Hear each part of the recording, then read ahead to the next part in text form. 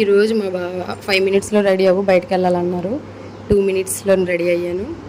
బయటికి తీసుకెళ్లారు. ఎక్కడికో అనుకున్నాను. షాపింగ్ తీసుకొచ్చి 2 టాప్స్ వచ్చి 1000 అంట. నేను తీసుకొద్దాం అనుకున్నాను, కానీ నీకు సర్ప్రైజ్ ఇద్దామని చెప్పి తీసుకొచ్చాను అన్నారు. కోతి కొబ్బరికాయ దొరికినట్టు దొరికిందని ఫీల్ అయ్యి వెంటనే సెట్ చేసి లోపల నాకు నచ్చిన ప్లెయిన్ శారీ తీసుకొని వచ్చాను. 550 ఏమో మా వారికి ఇచ్చేసాను. ఇస్తే ఏంటి 2 టాప్స్ తెమ్మన్నాను కదా అని చెప్పాను. నేను తను 1000 ఇచ్చారు కానీ 450 అయ్యింది. నేను 550 పొదుపు చేశానని చెప్పి అతని చేతిలో పెట్టాను 550. కొనుక్కోవచ్చు కదా పర్వాలేదు అని అన్నారు. నేను డబ్బులు ఊరికే రావులే బావా, ఎందుకులే పర్వాలేదు నడు అన్నాను.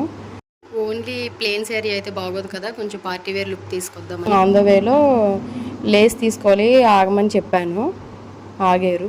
ఈలోపు మా బావకి ఫోన్ వచ్చిందని చెప్పి బయట వెయిట్ చేశారు. నేను తను వచ్చే లోపలికి టోటల్ అమౌంట్ బిల్ ఎంత అయిందని చెప్పి బిల్లు తన చేతిలో పెట్టాను. మా బావ నా వైపు ఎర్రగా చూశాడు. మా బావ బంగారం అన్నాను.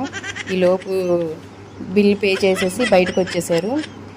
బయటకు వచ్చాక అర్థమైంది మా బావ నాకు సర్ప్రైజ్ ఇచ్చాను అనుకున్నారు, కానీ నేనే తనకు సర్ప్రైజ్ ఇచ్చానని ఫీల్ అయ్యారు. ఆ రోజు నుంచి మా బావ సర్ప్రైజ్ ఇవ్వడం మానేశాడు. అసలు నాకు అర్థం కాలేదు. నేనైనా 550 పొదుపు చేశాను కదా, దానికోసం మాట్లాడరేంటి? Women.